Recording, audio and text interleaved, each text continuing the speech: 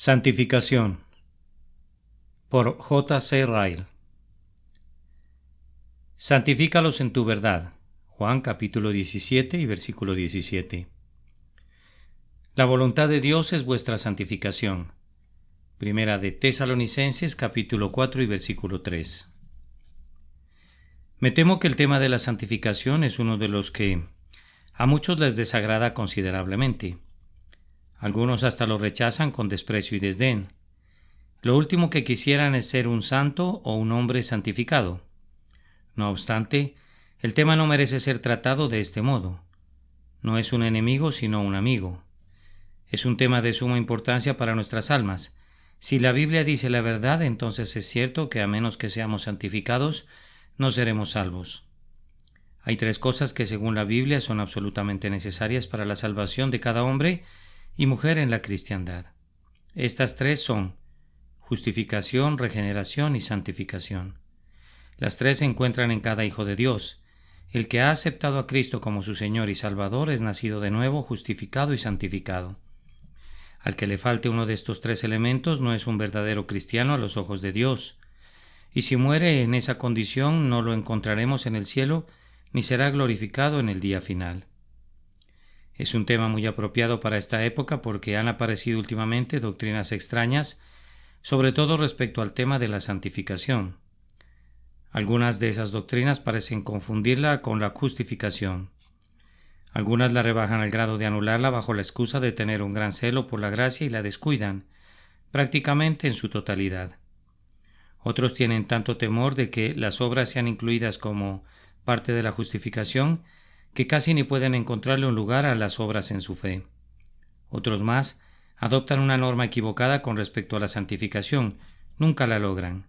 Desperdician su vida en repetidos cambios de iglesia en iglesia, de congregación en congregación y de secta en secta con la esperanza inútil de que encontrarán lo que quieren. En tiempos como este, un examen sereno del tema, como uno de los temas principales del Evangelio, puede ser de mucho provecho para nuestras almas. Primero, consideremos la verdadera naturaleza de la santificación. Y segundo, consideremos las señales visibles de la santificación. Si lamentablemente el lector de estas páginas es alguien a quien solo le interesa el mundo y no profesa una religión, no puedo esperar que se interese mucho en lo que escribo. Probablemente le parezca cuestión de palabras y nombres y lindas preguntas que no tienen ninguna relación con lo que cree. Pero si es un cristiano reflexivo, razonable y sensible, me atrevo a decir que encontrará que vale la pena tener algunos conceptos claros acerca de la santificación. En primer lugar, tenemos que considerar la naturaleza de la santificación. ¿Qué quiere decir la Biblia cuando habla del hombre santificado? La santificación es la obra espiritual interior que el Señor Jesucristo lleva a cabo en el hombre por medio del Espíritu Santo, cuando lo llama a ser un verdadero creyente. No solo, 1, lo limpia de sus pecados con su propia sangre, sino que también, 2, lo separa de su amor natural por el pecado y el mundo. 3, pone un principio nuevo en su corazón. Y 4, lo hace practicar la piedad en su vida. El instrumento por el cual el Espíritu hace esto es generalmente la palabra de Dios. El sujeto de esta obra de Cristo por su Espíritu es llamado en las Escrituras hombre santificado. El que supone que Jesucristo solo vivió, murió y resucitó a fin de proveer justificación y perdón de pecado a su pueblo, tiene todavía mucho que aprender. Aunque lo sepa o no, está deshonrando a nuestro bendito Señor y convirtiéndolo en apenas un Salvador a medias. El Señor Jesús se ha hecho a cargo de todo lo que las almas de los suyos requieren, no solo para librarlos de la culpa de sus pecados, por medio de su muerte expiatoria, sino también del dominio de sus pecados, colocando al Espíritu Santo en sus corazones, no únicamente para justificarlos, sino también para santificarlos. Él es, de este modo, no solo la justicia del creyente, sino su santificación. Prestemos atención a lo que dice la Biblia. Por ellos yo me santifico a mí mismo para que también ellos sean santificados. Cristo amó a la Iglesia y se entregó a sí mismo por ella, para santificarla habiéndola purificado. Jesucristo se dio a sí mismo por nosotros para redimirnos de toda iniquidad y purificar para sí un pueblo propio celoso de buenas obras. Cristo, Llevó él mismo nuestros pecados en su cuerpo sobre el madero, para que nosotros, estando muertos a los pecados, vivamos a la justicia. Os ha reconciliado en su cuerpo de carne por medio de la muerte, para presentaros santos y sin mancha e irreprensibles delante de él. Consideremos con cuidado el significado de estos 5 textos. Si algo significan esas palabras, es que Cristo lleva a cabo la santificación, tal como lo hace en el caso de la justificación de su pueblo creyente. Se hace provisión para ambas igualmente, en ese pacto perpetuo ordenado en todas las cosas y guardado, del cual el mediador es Cristo. De hecho, Cristo es llamado en otro lugar el que santifica, y a su pueblo se le llama los que son santificados. El tema que tenemos ante nosotros es tan profundo y de tanta importancia que requiere protegerlo, vigilarlo, aclararlo y delinearlo por todos sus costados. Una doctrina que es indispensable para la salvación nunca puede ser desarrollada con demasiada precisión ni ser esclarecida totalmente. Aclarar la confusión entre unas doctrinas y otras, lo cual es lamentablemente común entre los cristianos, y trazar una relación precisa entre unas verdades y otras en la fe, es una manera de arribar a un cierto total en nuestra teología. Por lo tanto, no vacilo en exponer a mis lectores a una serie de proposiciones o declaraciones conectadas, tomadas de las Escrituras, que creo encontrarán útiles para definir la naturaleza exacta de la santificación. 1. Santificación es, pues, el resultado invariable de esa unión con Cristo que la fe auténtica da al cristiano. El que permanece en mí y yo en él, éste lleva mucho fruto. La rama que no lleva fruto no es una rama viva en la vid. La unión con Cristo que no produce ningún efecto en la vida es una mera unión de forma que no tiene valor ante Dios. La fe que no tiene una influencia santificadora sobre el carácter del creyente no es mejor que la fe de los demonios. Es una fe muerta porque es sola, no es un don de Dios, no es la fe de los escogidos de Dios. En resumen, donde no hay una santificación de la vida, donde no hay una fe verdadera en Cristo. La fe verdadera obra por el amor. Constriñe al hombre a vivir para el Señor como efecto de un profundo sentido de gratitud por su redención. Le hace sentir que nunca puede hacer demasiado por aquel que murió por él. Habiendo sido perdonado por mucho, mucho ama. Aquel a quien la sangre de Cristo lo limpia, vive en la luz. El que tiene una auténtica esperanza viva se purifica a sí mismo tal como el Señor es puro. 2. Además, la santificación es el resultado y consecuencia inseparable de la regeneración.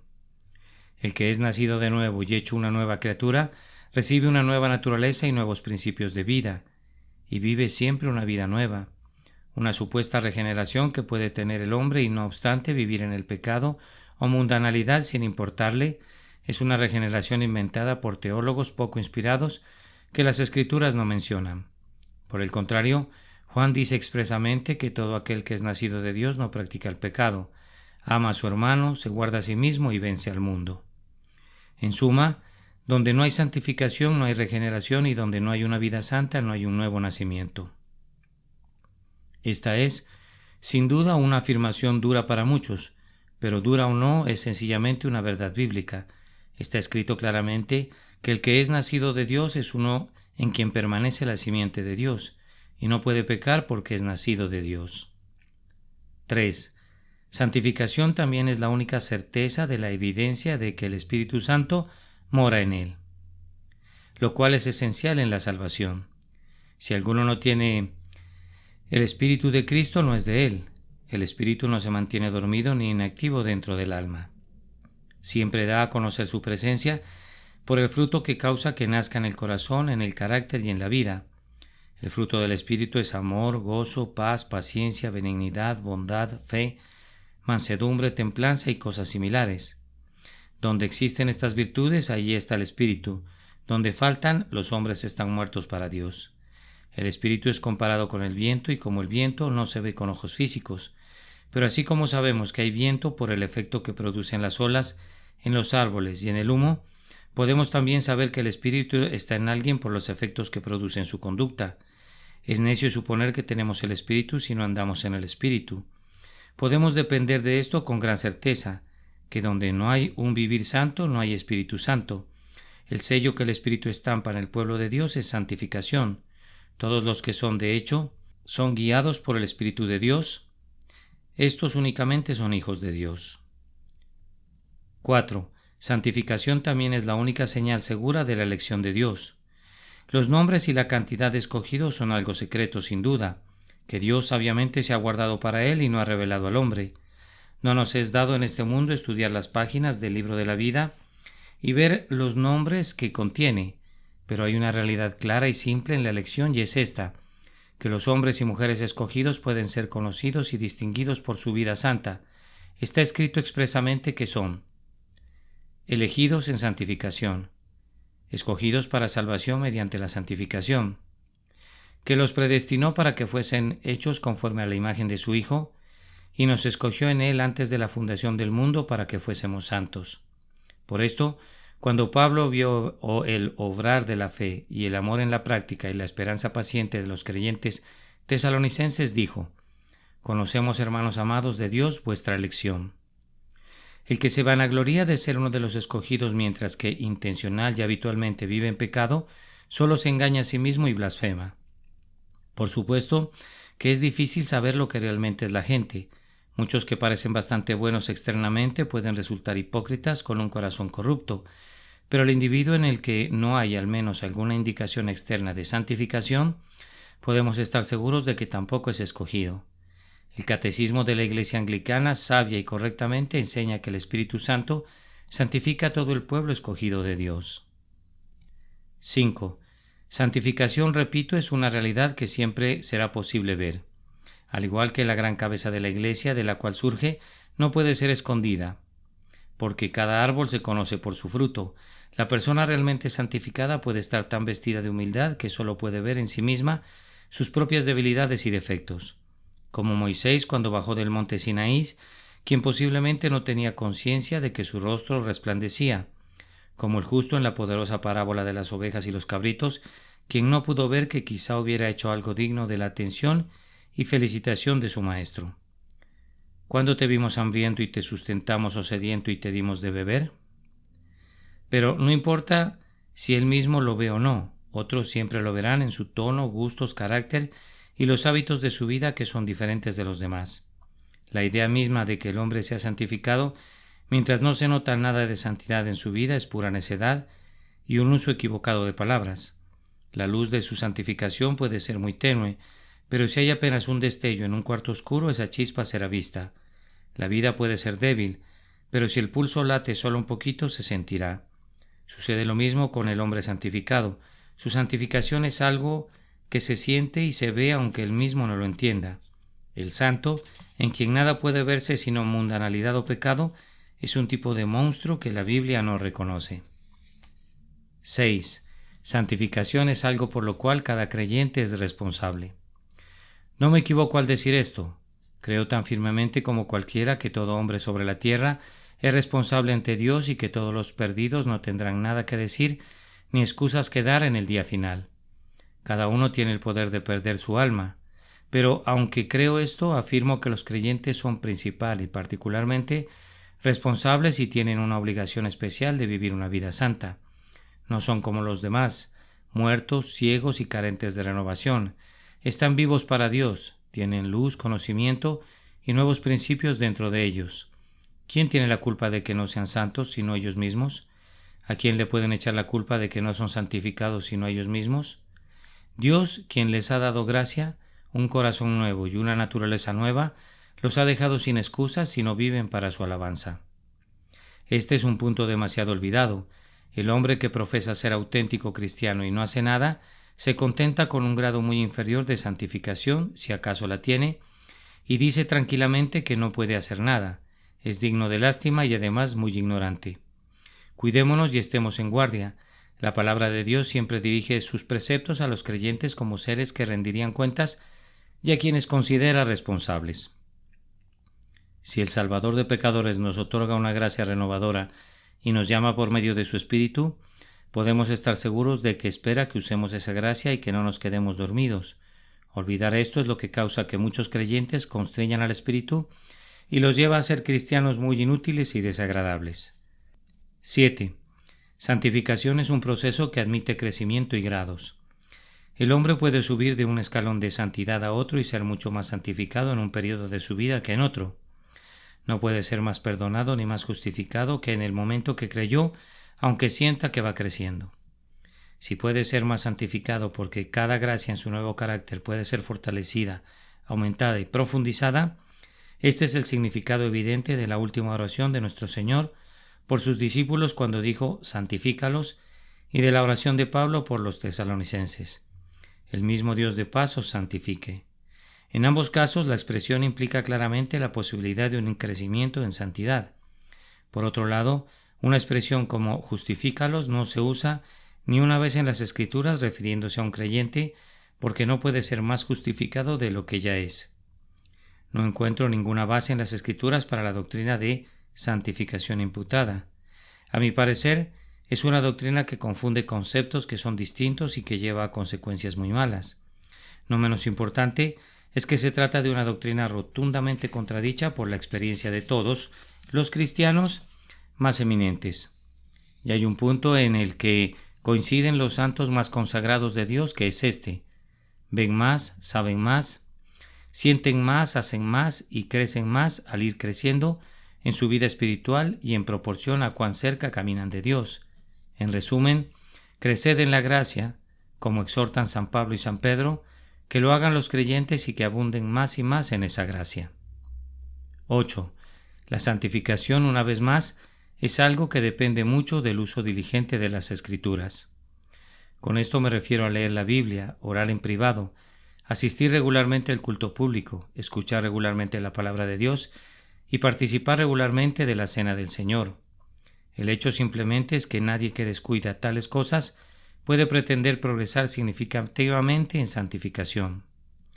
No encuentro ningún registro de ningún santo eminente que haya descuidado estos ejercicios espirituales. Son los canales designados por medio de los cuales el Espíritu Santo nos suple gracia fresca al alma y fortalece la obra que comenzó en el hombre interior. Llámenle los hombres doctrina legalista a esto si quieren, pero nunca dejaré de declarar que creo que no hay ganancia espiritual sin dolor. Así como no esperaría que un granjero prosperara en sus negocios si se contenta con sembrar sus campos y no volver a trabajar en ellos hasta el tiempo de la cosecha. Tampoco puedo esperar que el creyente obtenga mucha santidad si no es diligente en la lectura de su Biblia, sus oraciones y el buen uso de sus domingos. Nuestro Dios es un Dios que obra a través de medios y nunca bendice al alma del que pretende ser superior y muy espiritual, prescindiendo de ellos. 9. La santificación no es algo que previene al hombre de tener muchos conflictos espirituales interiores. Por conflicto, quiero decir una lucha dentro del corazón entre la vieja y la nueva naturaleza, la carne y el espíritu que se cohabitan en cada creyente. Un sentido profundo de esa lucha y la gran cantidad de inquietud mental derivada de ella no prueban que alguien no sea santificado. No, más bien creo que son síntomas saludables de nuestra condición que prueban que no estamos muertos sino vivos. Un verdadero cristiano es aquel que no solo tiene paz en su conciencia, sino también libra una guerra espiritual en su interior. Tal creyente puede ser conocido por sus luchas, al igual que por su paz. Al decir esto, no olvido que estoy contradiciendo los conceptos de algunos cristianos bien intencionados que creen la doctrina llamada perfección sin pecado. No lo puedo evitar. Creo que lo que yo digo confirma lo que dice San Pablo en el 7º capítulo de Romanos. Recomiendo a mis lectores un estudio a fondo de dicho capítulo. Estoy convencido de que no describe la experiencia del inconverso ni de un cristiano nuevo e inestable, sino la de un santo con años de experiencia en comunión íntima con Dios. Nadie más que alguien así podría decir, porque según el hombre interior, me deleito en la ley de Dios. Creo, además, que la experiencia de todos los siervos más eminentes de Cristo que jamás han vivido dan prueba de esto. La prueba completa puede verse en sus diarios, sus biografías, autobiografías y sus vidas. Porque creo todo esto, nunca vacilaré en decirle a todo el mundo que el conflicto interior no es una prueba de que alguien no sea santo y que no debe pensar que no son santificados porque no se sienten enteramente libres de conflictos interiores. Sin duda, estaremos libres de ellos en el cielo, pero nunca en este mundo. El corazón del mejor cristiano, aun en su mejor expresión, es un campo ocupado por dos fuerzas rivales y la reunión de dos campamentos. Dejemos que las palabras de los artículos 13 y 15 sean consideradas seriamente por todos los hombres de Iglesia. La infección de la naturaleza permanece en aquellos que están regenerados. Aunque bautizados y nacidos de nuevo en Cristo, ofendemos en muchas cosas, y si decimos que no tenemos pecado, nos engañamos a nosotros mismos y la verdad no está en nosotros. 10. La santificación es algo que no puede justificar al hombre y no obstante agrada a Dios. Esto puede parecer increíble, pero es cierto. Las acciones más santas del santo más santo que jamás haya vivido, todas en menor o mayor grado, tienen defectos e imperfecciones. Sus motivaciones están erradas o defectuosas en su manifestación y en sí mismas no son nada más que pecados espléndidos, merecedores de la ira y condenación de Dios. Suponer que tales acciones pueden aguantar la severidad del juicio de Dios, expiar el pecado y merecer el cielo es sencillamente absurdo. Por las obras de la ley ningún ser humano será justificado. Concluimos, pues, que el hombre es justificado por fe sin las obras de la ley. La única justicia con la cual podemos aparecer ante Dios es la justicia de un tercero, a saber, la justicia perfecta de nuestro sustituto y representante, Jesucristo el Señor. Su obra y no la nuestra es nuestro único derecho de entrada al cielo. Esta es una verdad que debiéramos estar dispuestos a defender hasta la muerte. A pesar de todo esto, la Biblia nos enseña claramente que las acciones santas del hombre santificado, aunque imperfectas, son agradables a los ojos de Dios. De tales sacrificios se agrada a Dios. Obedeced a vuestros padres en todo, porque esto agrada al Señor. Hacemos las cosas que son agradables delante de Él. Nunca olvidemos esto, porque es una doctrina muy reconfortante. Como un padre se complace por los esfuerzos de su hijito por complacerlo, aunque no sea más que cortando una flor o caminando hacia él de un extremo al otro de un cuarto, así se complace nuestro Padre Celestial con las pobres actuaciones de sus hijos creyentes. Él se fija en las motivaciones, los principios y las intenciones de sus acciones y no meramente en su cantidad y calidad. Los considera miembros de su propio Hijo amado y por él se complacerá donde quiera que haya un solo ojo puesto en él. Los creyentes que quieran discutir esto harían bien en estudiar el artículo 12 de la Iglesia Anglicana. 11. La santificación es algo que será indispensable como testigo de nuestro carácter en el gran día del juicio. Será completamente inútil argumentar que creemos en Cristo a menos que nuestra fe haya tenido algún efecto santificador y haya sido evidente en nuestra vida. Evidencias será lo requerido ante el gran trono blanco cuando se abran los libros, cuando los sepulcros se entreguen a sus ocupantes, cuando los muertos comparezcan ante el tribunal de Dios. Sin alguna evidencia de que nuestra fe en Cristo fue real y auténtica, nos volveremos a levantar para ser condenados. No encuentro que vaya a ser admitida evidencia alguna aparte de la santificación. La pregunta no será cómo hablamos o lo que profesamos, sino cómo vivimos y lo que hicimos. Que nadie se engañe en cuanto a este punto. Si existe alguna certeza acerca del futuro, es la certeza de que habrá un juicio. Si hay alguna certeza en cuanto a ese juicio, es que las obras serán consideradas y examinadas. El que supone que las obras no son importantes porque no pueden justificarnos, es un cristiano muy ignorante. A menos que abra los ojos, se encontrará para su pesar que si se presenta ante el tribunal de Dios, sin alguna evidencia de gracia, sería mejor que no hubiera nacido. 12. Por último, la santificación es absolutamente necesaria a fin de capacitarnos y prepararnos para ir al cielo. La mayoría de las personas espera ir al cielo cuando muera, pero me temo que pocos se toman la molestia de preguntarse si disfrutarán del cielo cuando estén allí. El cielo es esencialmente un lugar santo, todos sus habitantes son santos, sus ocupaciones son todas santas. Para ser realmente felices en el cielo resulta claro que tenemos que prepararnos para ir al cielo mientras estamos en la tierra. La doctrina de un purgatorio después de la muerte, que convertirá en santos a los pecadores, es una mentira inventada por el hombre y la Biblia no lo enseña en ninguna parte. Tenemos que ser santos antes de morir, si después vamos a ser santos en gloria. La idea favorita de muchos es que el moribundo no necesita más que la absolución y el perdón de los pecados a fin de adecuarlos para el gran cambio.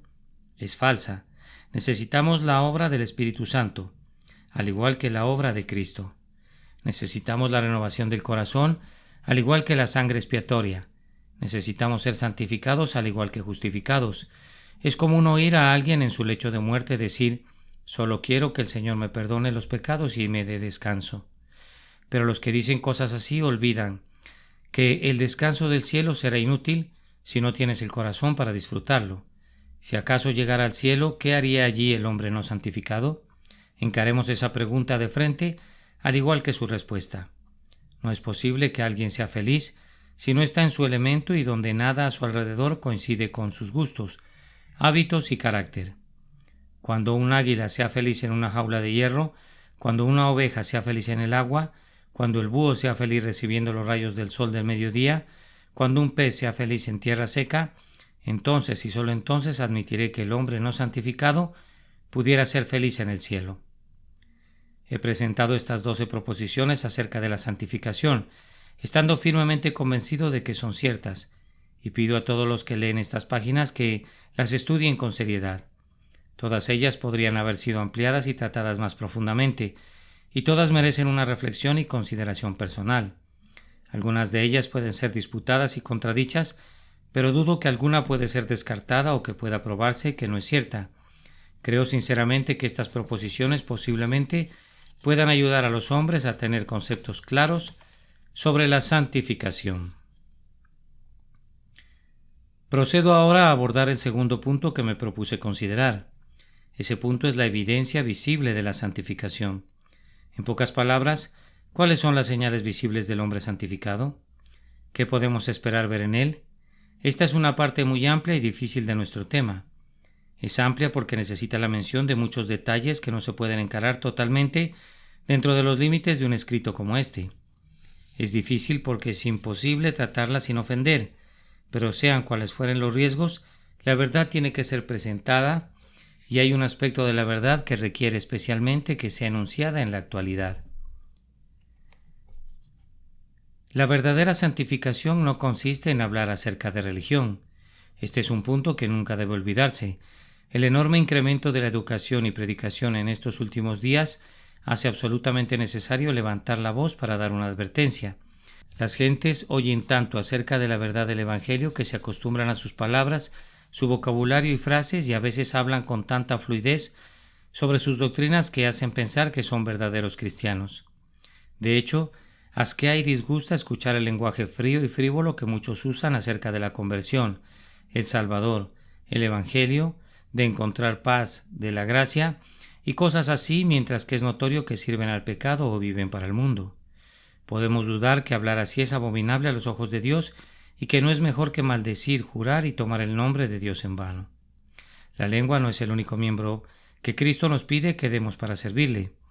Dios no quiere que su pueblo sea como vasijas vacías, como metal que resuena ni címbalo que retiñe. Tenemos que ser santificados, no solo de palabra ni de lengua, sino de hecho y en verdad. La verdadera santificación no consiste de sentimientos religiosos temporales. Este es también un punto que necesita urgentemente una advertencia. Los servicios misioneros y reuniones de evangelización están recibiendo gran atención por todas partes y causando mucha sensación. La Iglesia anglicana parece haber revivido y está nuevamente activa. Tenemos que dar gracias a Dios por ello. Pero estas cosas tienen sus peligros al igual que sus ventajas. Donde quiera que se plante el trigo, el diablo de seguro sembrará cizaña. Es de temer que muchos parecen conmovidos, sacudidos y emocionados por la predicación del Evangelio cuando en realidad sus corazones no han cambiado en nada. La realidad de esos casos es que sienten una especie de emoción animal al contagiarse por ver a otros llorar, regocijarse o emocionarse. Sus heridas son superficiales y la paz que profesan también lo es. Son como la semilla sembrada en pedregales, oye la palabra y al momento la recibe con gozo, pero al poco tiempo se aparta, vuelve al mundo y es más duro y peor que antes, como la calabacera de Jonás. Crece súbitamente en una noche y en otra noche muere. No olvidemos estas cosas. Cuidémonos hoy de curar superficialmente las heridas y clamar paz, paz, cuando no hay paz. Instemos a todo el que muestra un nuevo interés en la fe cristiana que no se contente con nada que no sea la obra profunda, sólida y santificadora del Espíritu Santo. La reacción después de una emoción religiosa falsa es una enfermedad mortal.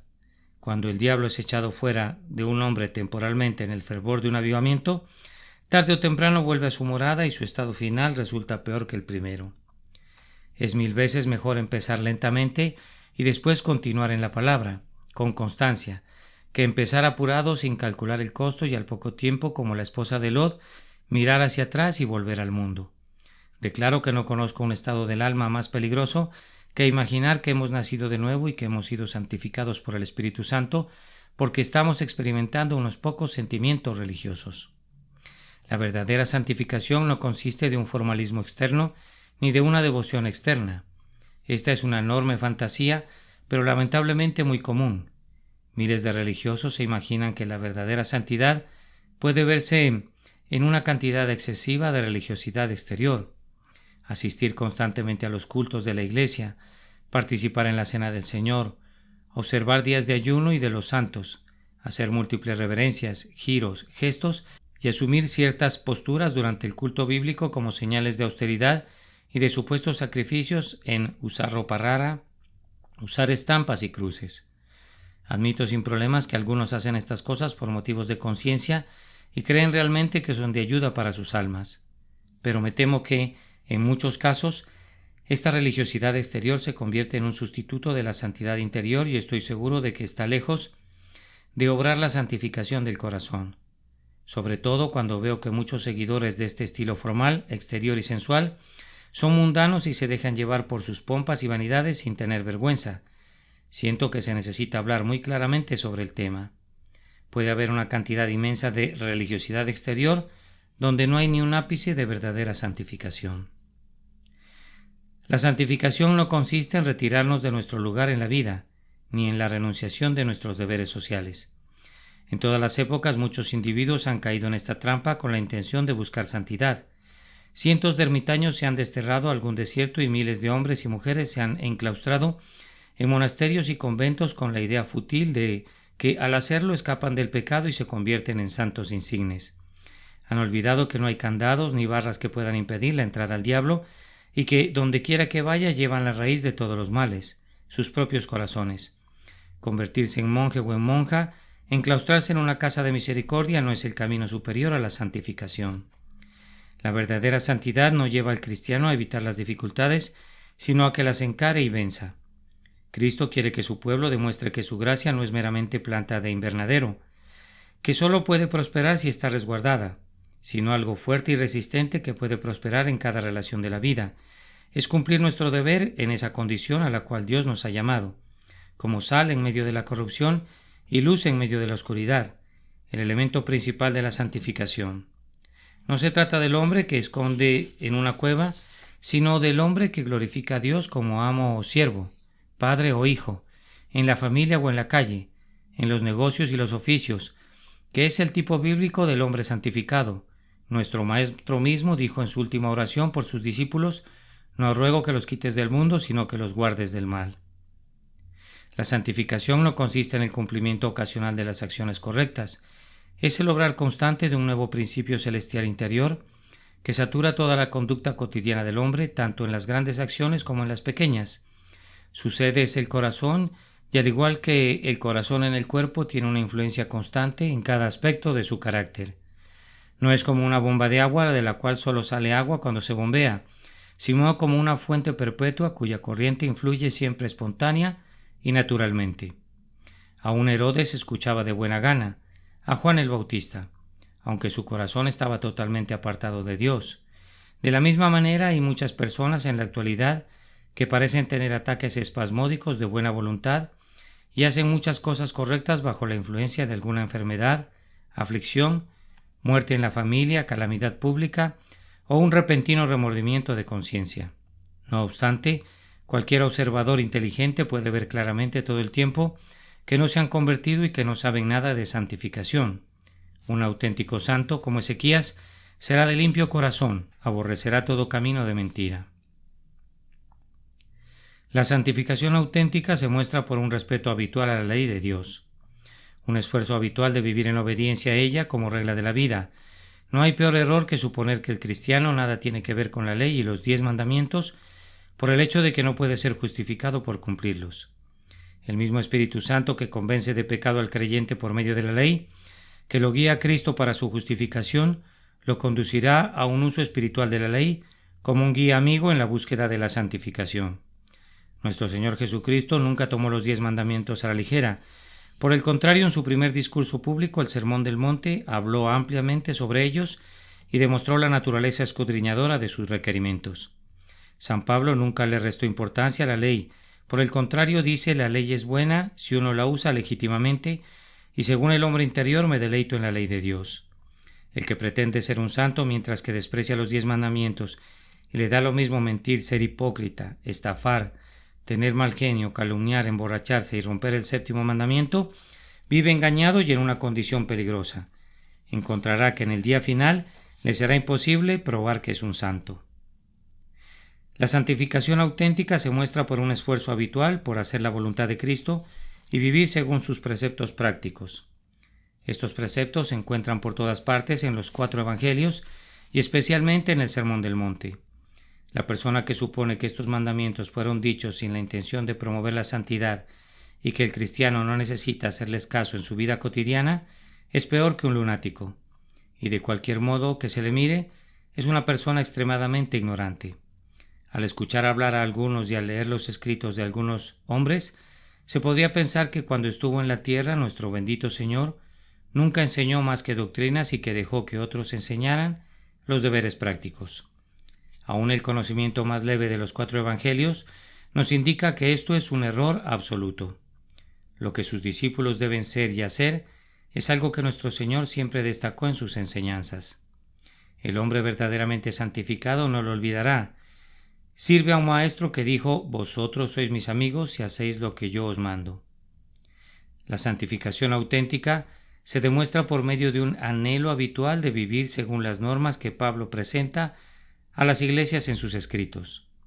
Esas normas se encuentran en los últimos capítulos de casi todas sus epístolas. La idea común de muchos es que los escritos de Pablo contienen únicamente declaraciones doctrinales y temas controversiales: justificación, elección, predestinación, profecía y cosas por el estilo, lo cual es pura fantasía y una triste prueba de la ignorancia de las Escrituras que prevalece en estos días. Desafío al que quiera que lea con cuidado los escritos de Pablo sin encontrar en ellos una gran cantidad de indicaciones claras y prácticas sobre el deber del cristiano en cada relación de su vida y sobre hábitos diarios, temperamento y conducta de unos hacia otros.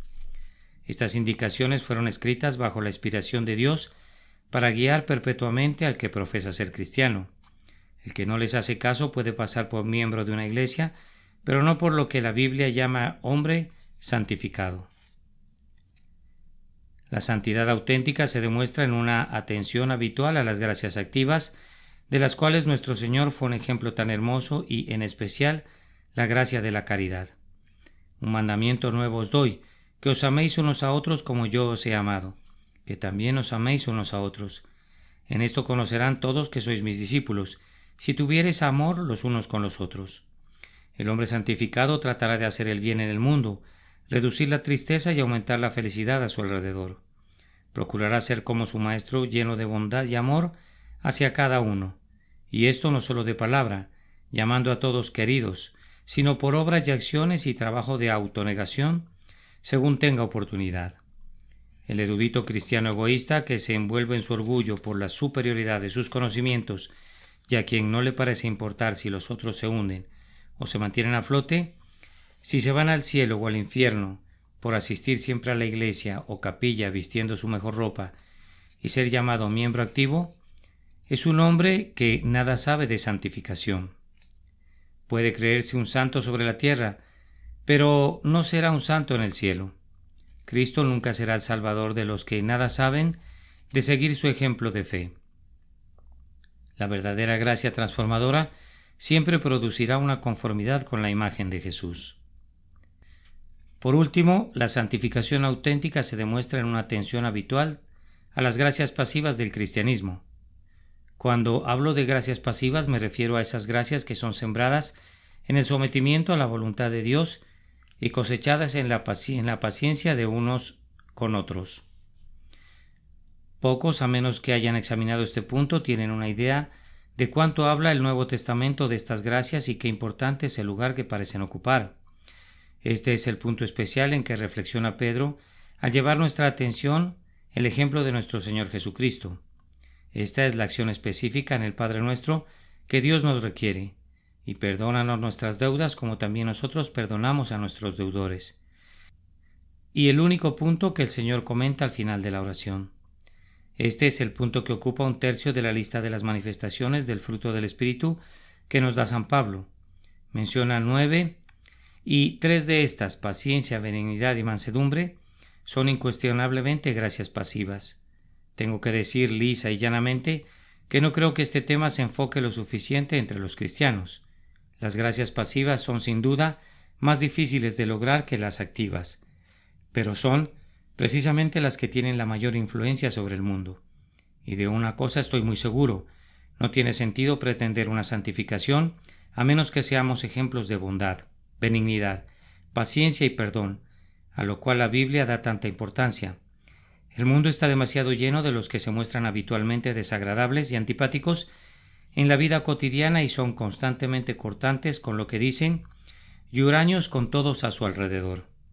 Gente recorosa, vengativa y maliciosa, todos estos saben poco de lo que debieran saber sobre la santificación. Tales son las señales visibles del hombre santificado. No digo que todas se notarán en igual proporción en todo el pueblo de Dios. Admito que aún en los mejores creyentes no se ven plena y perfectamente. Pero si digo con seguridad que las cosas a las que me he estado refiriendo son señales bíblicas de la santificación y que aquellos que las desconocen les convendría dudar si tienen alguna gracia o no.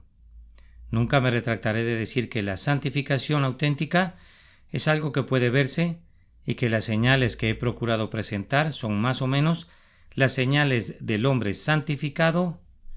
Amén.